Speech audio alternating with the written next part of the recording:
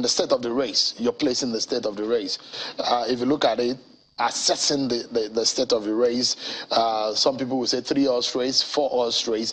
Where do you belong in this race? Well, I'm not part of the horses. So I belong in the race, and I've said this repeatedly, that this race is open to the best. If all the players in this kind of race are fair and balanced, particularly the media, to allow Nigerian people listen to all the candidates, and I mean all the candidates, not excluding any one of us in this 18-man race. So it should be an 18-horse race. But, you know, I decline the use of the word horse because I'm not an animal. But I understand what you're saying. So I am not in the race to be counted as, you know, the first or the front runners, but as the fourth runner on the race based on ideas. And that's what has led us to where we are today. We've always projected those who are the worst as the best for us. And in my lifetime, and I've repeated this several times, that in 1979, I was about 8 years old, and I could feel the disappointment Nigeria brought upon itself when the most prepared person for that race, in 1989, Chief Obafemi Awolowo, was dumped because the system did not agree with him. Only for him to die, I think, some 10 years later, everybody was saying he's the best president Nigeria should have had. Shame. And that's what we should be discussing, ideas. You fear that the best sometimes don't get it in Nigeria? The best have never gotten it in Nigeria. Do you think you are the best? I believe so. In this race? Absolutely. You said that is the last time in 2019 that you were the best in that race. And events have proven me to be right, because all the ideas that we wanted to implement, spoken about in 2019, have now become dominant. Even some of the ideas that they were laughing at, minimum wage, the issue of alternative source of revenue for the country, the way we wanted to fight corruption, some of the ideas in 2019 were even stolen by the ruling party. Brazenly. I was the one who first proposed, for instance, that Abiola Democracy Day should be June 12 as opposed to May 29. And they stole the idea. If you had the fear that the best man usually don't get it, has never gotten it, you think this year will be different? I believe so, because I believe and I hope that people have learned their lessons, especially in the last 4 years, because Nigeria has gotten worse progressively in the last 4 years. And had Nigerians, and I'm saying this here, had Nigerians taken that bold step in 2019 and elected Omoyele Sowore, we will not be where we are today. We'll be more safe, we'll be secure. You know, there won't be an ASU strike for 8 months. You know, we won't have a naira that has now become a toilet paper. And we won't have the kind of corruption that we have in place today. Our health situation will be better. We probably wouldn't have had the flood that is ravaging Nigeria now, because I would have started 4 years ago to build a dam that will be generating nothing less than 1,000 megawatts, and it could have been completed at least in 4 years, like Egyptians and Moroccans do it. What makes you think that you are the best man for the job? Now, I compare this race to the Olympics. Yes. I mean, you don't mouth that you're the best.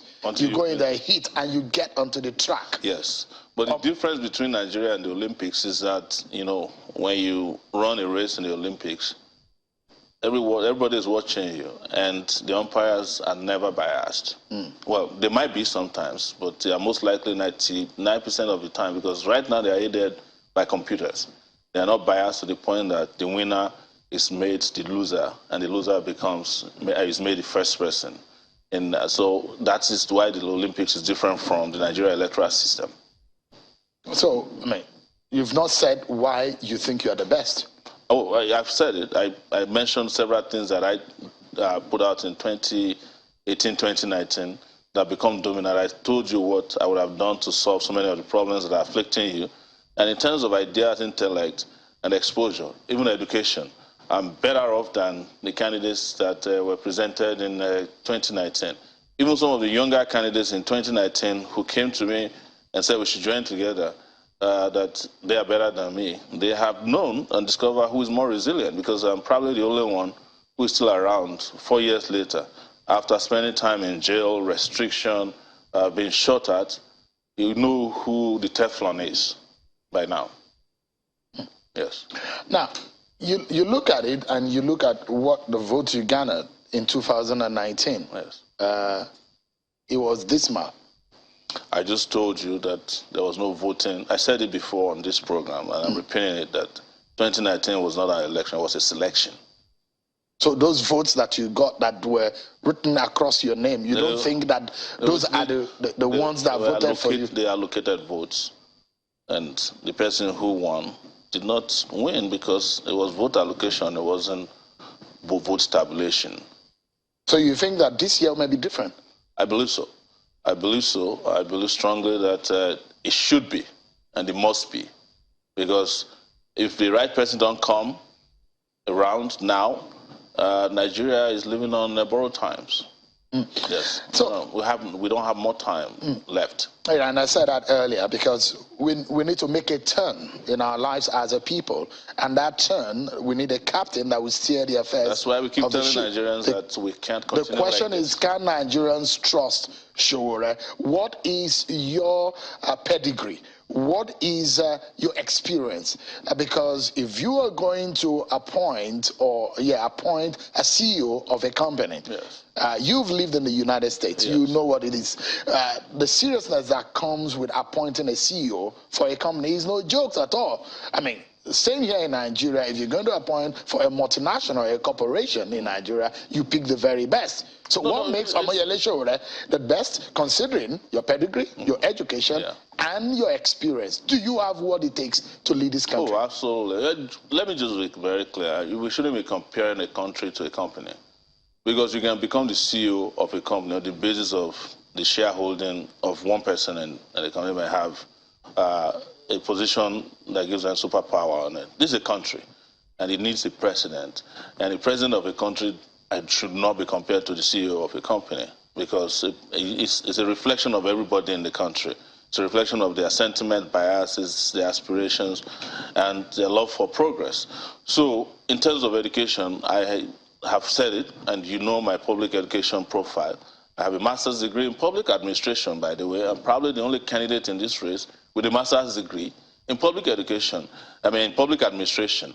And for that matter, a degree that I got from an Ivy League school, one of the best universities in the US, which is Columbia University in New York City.